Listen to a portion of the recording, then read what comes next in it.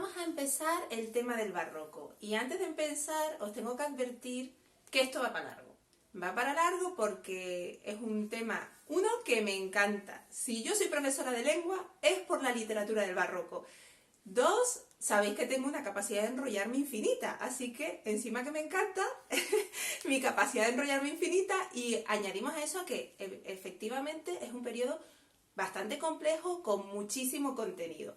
Así que tomadlo con calma, os daré varios días para ver este vídeo y nada, lo podéis ver a trocitos, tomáis una Coca-Cola, doy una vuelta, volvéis, me volvéis a escuchar un ratito y así va la cosa, ¿vale? Porque va a empezar el tema de barroco, van a ser varios vídeos dedicados a este tema y bueno, pues va a llevar su tiempo, ya os digo que es bastante denso, pero por otro lado es muy bonito, de verdad que es un tema muy bonito. ¿Por qué me gusta tantísimo este periodo literario y artístico? Porque no solo es literario, vamos a ver un poquito del arte también.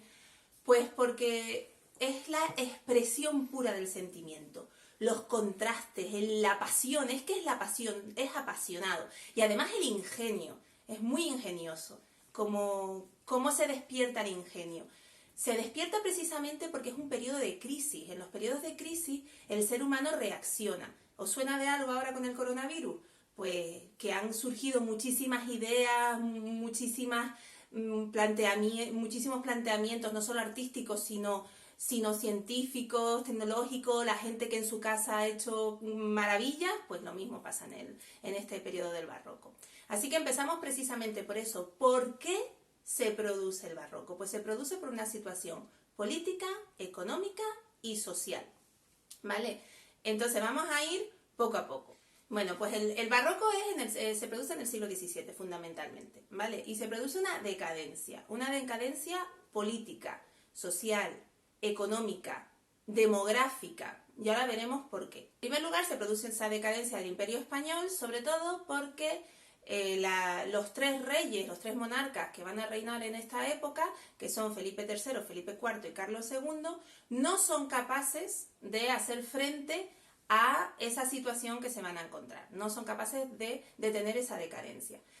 De hecho, Carlos II es el último monarca de la dinastía de los Austrias. Con él acaba la dinastía de los Austrias.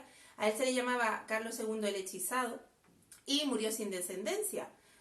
Por lo tanto, es por lo que después ya entraría la Casa de Borbón, que es la que está actualmente. España estaba envuelta en grandes guerras políticas y guerras religiosas contra los protestantes, en Flandes, en los estados alemanes, y con Carlos II también va a haber enfrentamientos contra Francia. Eso debilitará políticamente a España, porque encima va a ir perdiendo esas guerras, y también económicamente, porque eso lleva un gran coste económico. Ese fracaso bélico da lugar a una gran debilidad política y económica de todo el país, y a una gran decadencia en general.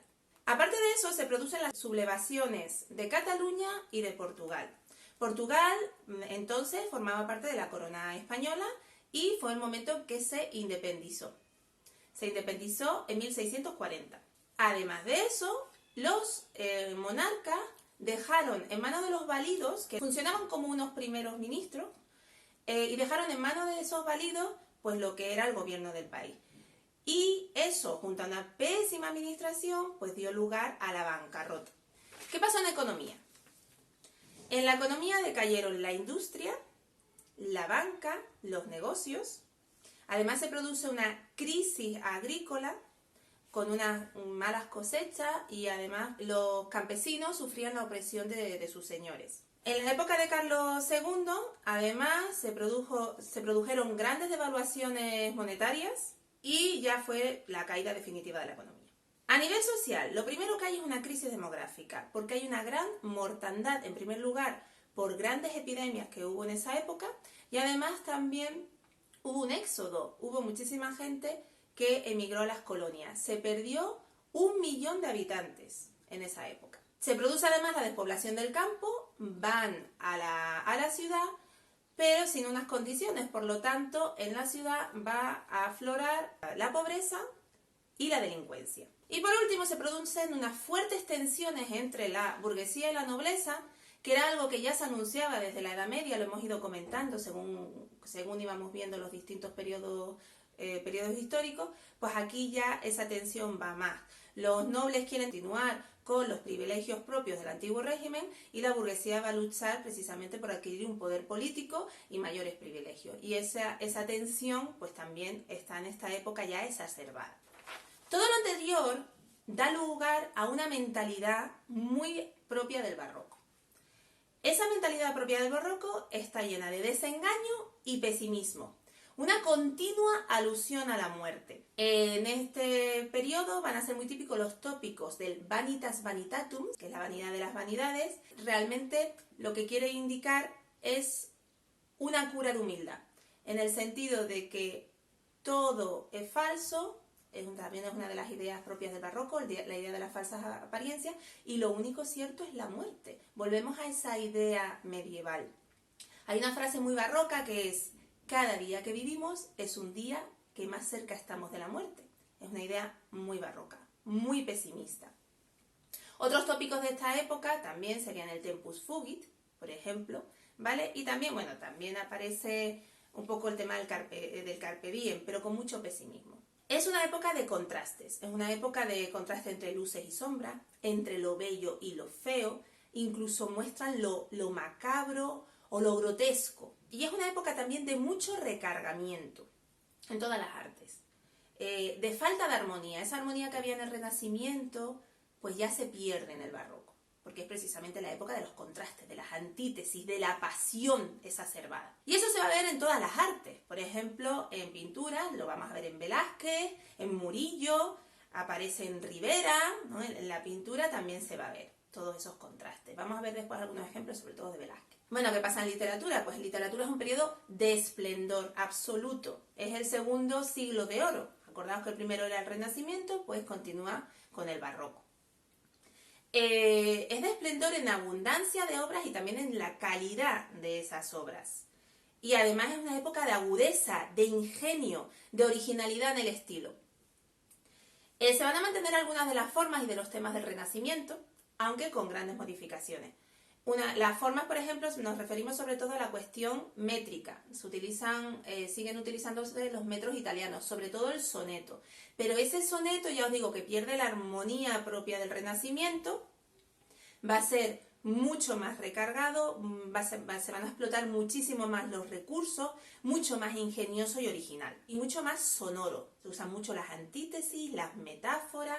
Aparte de las estrofas italianizantes, el barroco también va a rescatar algunas de las estrofas y formas típicas de la Edad Media populares, como los romances, las letrillas, y van a ser versiones cultas de ese tipo de estrofas. Los temas que se usan en el barroco van a coincidir en parte con los del Renacimiento. Se sigue trabajando el amor, sigue apareciendo muchísimo la mitología clásica, con los nombres romanos generalmente, y la naturaleza, pero con un tono mucho más pesimista y mucho menos armonioso, como ya hemos comentado. Y además van a aparecer otro tipo de temas, como por ejemplo la muerte, la decadencia, la política y otras cuestiones satíricas. En literatura se va a producir un contraste entre dos grandes tendencias, que son el conceptismo y el culteranismo. No son absolutamente antitéticas, pero el conceptismo juega más con el significado de las palabras, los conceptos, ¿vale? Entonces va a utilizar más las dilogías, que son los dobles sentidos, van a utilizar también más la antítesis, que es el contraste, y sobre todo juega mucho con el ingenio, ya os digo. También usará mucho el símil, la hipérbole. El culteranismo juega más con la forma. Juegan más con latinismos y cultismos, o también juegan con una sintaxis muy compleja, imitando muchas veces la latina, con lo cual usa mucho el hipérbato. Buscan la sonoridad y la brillantez a través de las metáforas, por ejemplo. El máximo representante en este caso es Góngora, Luis de Góngora.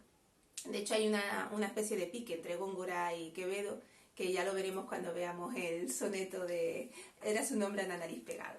Bueno, hay otros autores que no se engloban en ninguna de estas dos tendencias. Por ejemplo, Lope de Vega, que aparte de ser un gran dramaturgo, también cultivó la lírica, pues realmente no se engloba en ninguno de estos dos. Es mucho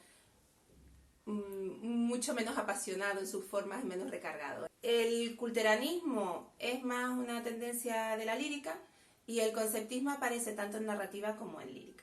En cuanto a la novela, pues también tenemos el nacimiento de la novela moderna. Se va a seguir desarrollando lo que es la novela picaresca, que ya comentamos con el Lazarillo. Se va a desarrollar precisamente porque es que es el género ideal para contener la crítica y la sátira a todos esos elementos decadentes que los autores pues quieren mostrar. En este caso, esos personajes marginales que aparecen no despiertan la ternura que despertaba el Lazarillo. Y otras novelas que se van a desarrollar son la novela italianizante, con Cervantes sobre todo. Es verdad que Cervantes está a caballo entre el Renacimiento y el Barroco, aunque nosotros lo vamos a trabajar en el Barroco. Pues ya Cervantes, en esas novelas ejemplares que él escribió, pues desarrolló la novela italianizante. Y la joya de la corona, que también le dedicaremos un vídeo, es el Quijote. El Quijote ya veremos que realmente da paso ya a lo que es la novela moderna. Es otro concepto ya de lo que es la novela. Vamos a pasar a las artes, a otras artes, aparte de la literatura. Vamos a pasar, por ejemplo, a la arquitectura. Rescata también algunas de las formas propias del Renacimiento, pero con grandes variaciones. Para empezar, se rompe la línea recta, ¿no? Por ejemplo, en el tímpano. Aquí tenéis algunos ejemplos. El Palacio Belvedere de Viena, o fijaos aquí en la iglesia jesuita de Heidelberg, fijaos en el tímpano, ese triángulo ya no es recto, ya está rota la línea. Eso es propio del barroco, se rompen las líneas rectas, ¿no? En busca precisamente de romper esa armonía que estábamos comentando. Fijaos aquí en la fachada de Obradoiro, de la Catedral de Santiago de Compostela, cómo se produce un recargamiento. En el barroco se produce un recargamiento frente a la armonía y equilibrio que había en el Renacimiento. En el barroco vemos ese recargamiento. O fijaos, aparece directamente la línea curva en la fachada, como la Basílica Pontificia de San Miguel de Madrid. Fijaos qué llamativo, ¿no? Aquí tenéis un ejemplo del baldaquino de San Pedro de Roma, que es de Bernini.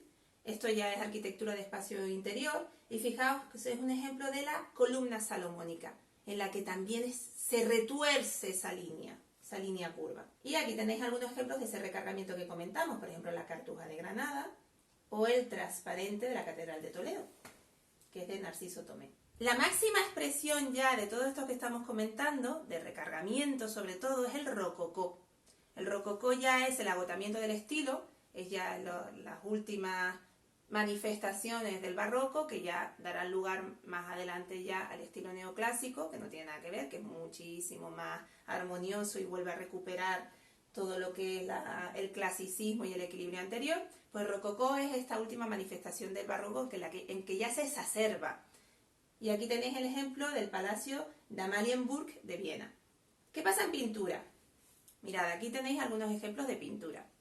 En la pintura se producen más movimiento de las figuras, más tensión. ¿Vale? Aquí tenéis, por ejemplo, algunos ejemplos de Rubens, que son las Tres Gracias y el Rapto de Deidamía.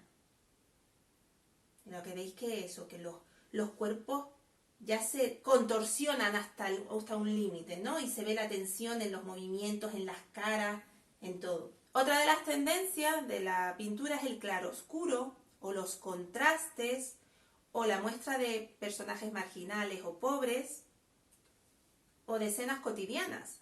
Aquí tenéis el ejemplo de Velázquez de La vieja friendo huevos, en la que se ve ese claroscuro, o la fragua de Vulcano, en la que se ve el contraste entre el dios Apolo, que va a visitar a Vulcano, y se ve el contraste entre los elementos brillantes de Apolo y otros elementos mucho más marginales y menos bellos, que son los personajes que aparecen ahí en la fragua. Entre ellos Vulcano, que si recordáis era un dios cojo y feo. Y aquí tenéis otro ejemplo, que es Las Meninas, también de Velázquez, en la que se ve también esos contrastes entre lo bello y lo feo, entre lo oscuro y lo claro.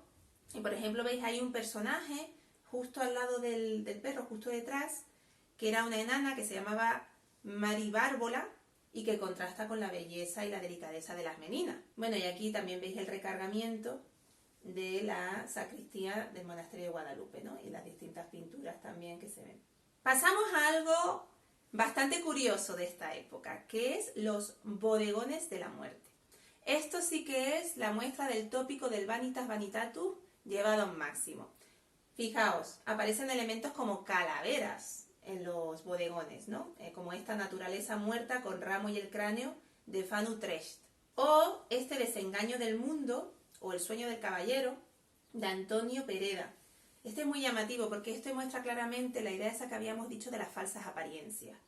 Mientras el caballero sueña con elementos que realmente nos llevan al engaño, es una idea también que rescata la idea esa medieval de que en el momento de la muerte ni el dinero, ni el poder, ni esas falsas apariencias nos van a ayudar. Y ahí los tenéis todos representados de forma muy simbólica. Aparecen joyas, aparece el tiempo a través del reloj, aparece la máscara, aparecen elementos de poder, como lo que es la pistola, o las corazas, o incluso aparece ahí en el fondo lo que parece una mitra o un báculo.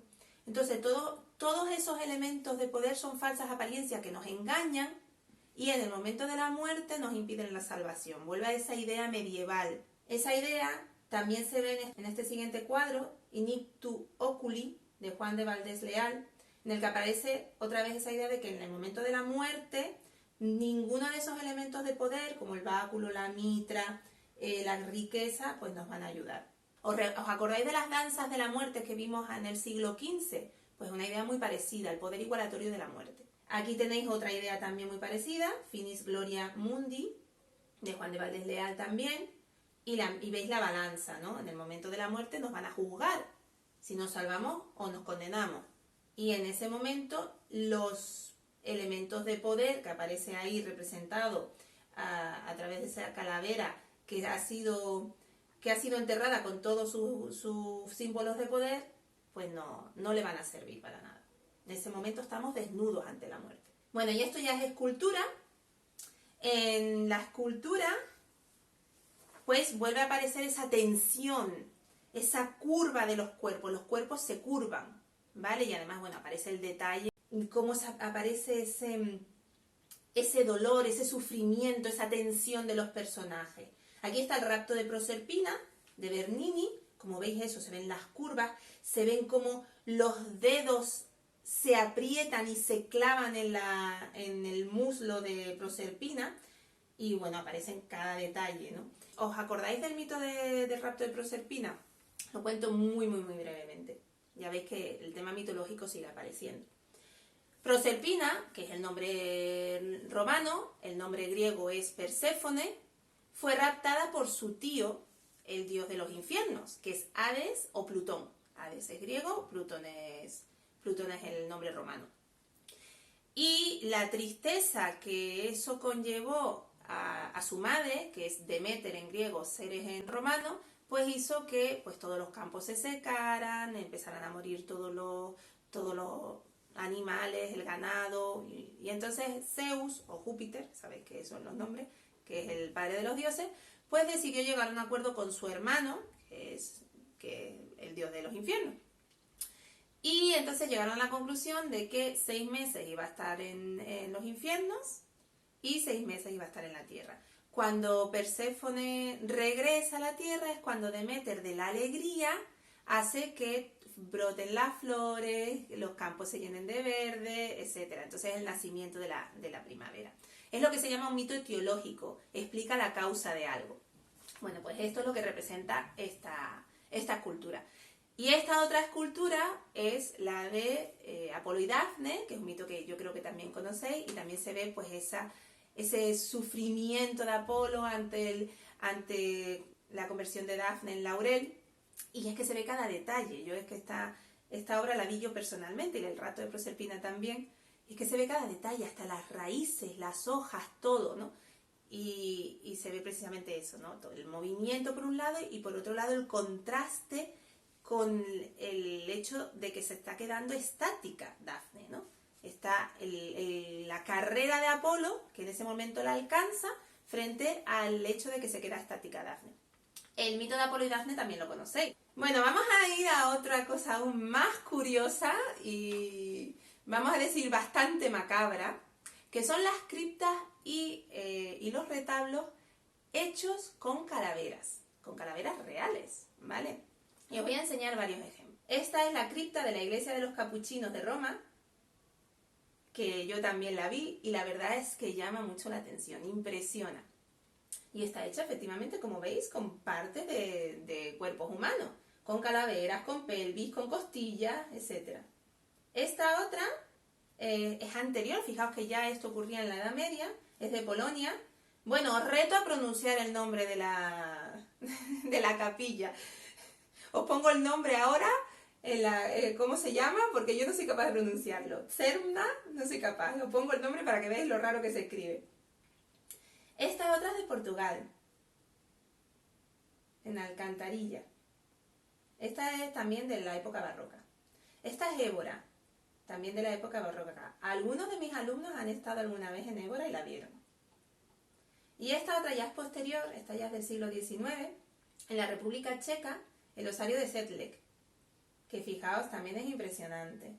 Es que hasta lámparas, fijaos las lámparas hechas con pelvis y con huesos, escudos, realmente impresionante. Bueno, esto de las criptas y retablos con calavera es la máxima expresión del Vanitas Vanitatum. Es una lección absoluta de humildad, de que todos vamos a morir. Bueno, y ya por último vamos a hablar de la música. En la música se produce un desarrollo absoluto, una revolución, y es el nacimiento de la música también moderna. Es muchísimo más complejo que los periodos anteriores, que todos los periodos anteriores suenan antiguos, incluso el Renacimiento suena música antigua. Aparecen mucho más instrumentos, se consolida el sistema temperado, surgen las tonalidades, y bueno, es la época de Bach, que es Dios en la tierra para los organistas, de Vivaldi, de Correa, de Cabanillas. Es el desarrollo del concierto grosso, aparecen las formas fugas, las imitativas, el canon, las primeras óperas, los oratorios y cantatas, que son de tema religioso, las cantatas mayoritariamente son religiosas, del estilo fantástico, que tiene una forma mucho más libre que las épocas anteriores, están mucho menos sujetos a las formas de medir el tiempo que antes. Y en general es brillante. Y con esto termino, siento el rollo, espero que os haya gustado el tema, os voy a poner muchas fotos, muchas imágenes en este vídeo, precisamente para que lo disfrutéis tanto como yo. Y a partir de ahora, pues ya digo, veremos lírica, narrativa y teatro barroco, que son los tres el culmen de esta época literaria, y el desarrollo literario en los tres géneros es maravilloso, realmente maravilloso. Y ya os leeré el poema por el que estoy aquí frente a vosotros ahora mismo, y ya os explicaré la anécdota. Un beso, cuidaos mucho.